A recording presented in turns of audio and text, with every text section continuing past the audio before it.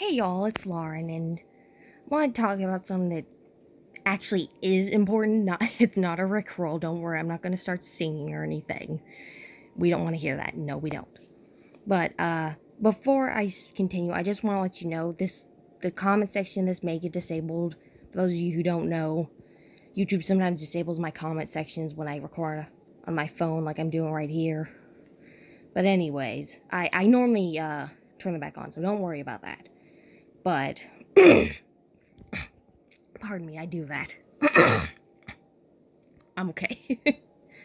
Anyways, I recently put up a poll, or not a poll, a post asking my male viewers, which apparently is 70% of my viewers, what the toughest part about being a male is, whether it be just something small like, I don't know, not being able to find cool clothes, or whether it be as big as certain mental health issues. And as I expected, most of you said one of the toughest things about being a guy, man, boy, whatever, is that you're not allowed to show your emotions or feelings or whatever, even when you're suffering.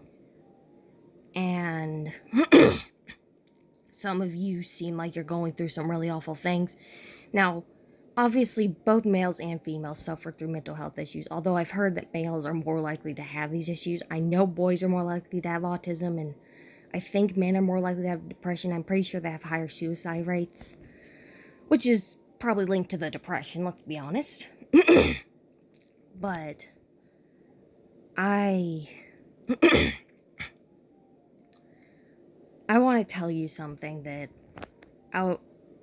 I've some people apparently are telling you guys, like people in your life are telling you, oh no, just man up, suck it up, deal with it. If that is most of the people in your life and you can't do anything about that, like if that's your parents, I am so sorry. But I want to tell you something. It is possible for you to keep going even when you're dealing with people like that. You don't have to just give up on everything. Because I'll try to make this as short as possible.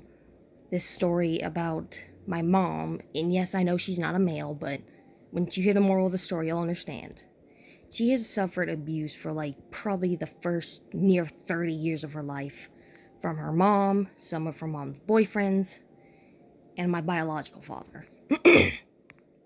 Her mom was physically and verbally abusive.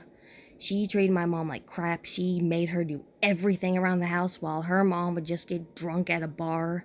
My mom was taking care of her siblings instead of her mom. My mom was doing all the cooking and the cleaning, not her mom.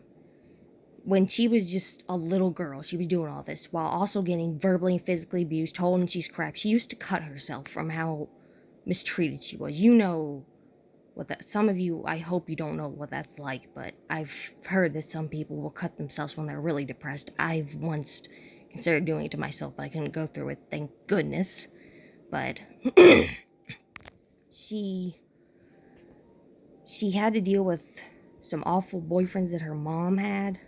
One of them sexually assaulted her. One of them tried to put her in jail for something she didn't do. Then there's my biological father, who my mom married wasn't married to for very long. He was awful. He didn't love her. He never loved her. He's never loved me even.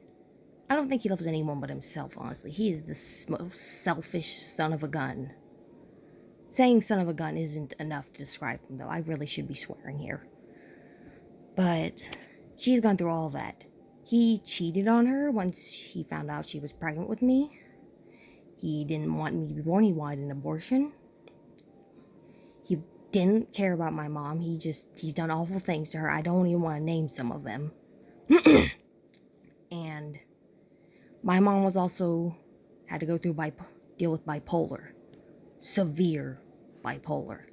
Like, I didn't know about this at the time when I was a kid, but I had one of her friends once told me, because I asked about it. She said that my mom once had to was gonna be rushed to the hospital because she was having such a severe episode or something. I don't know if it was a mental breakdown, emotional breakdown, or what, but her bipolar was making her act up like crazy. But she refused to go to the hospital. They had to drag her, but I didn't know about this because my mom wanted to be strong for me. But she is finally happy now. My stepdad loves her. I love her. She's on the right medicine, so she doesn't have to worry about that bipolar. My point of this story is, if my mom can suffer all the abuse and trauma and mental health issues for all those years and find happiness, I think you can too. You don't need to end your life when things get rough. I know it's hard, believe me. While it is true that I have people that love me, if I didn't, I personally probably would have been in my life. But I'm not you. You are probably stronger than I am if you've made it this far without people supporting you. And you still keep going. But know that I support you. Good luck out there. Do your best.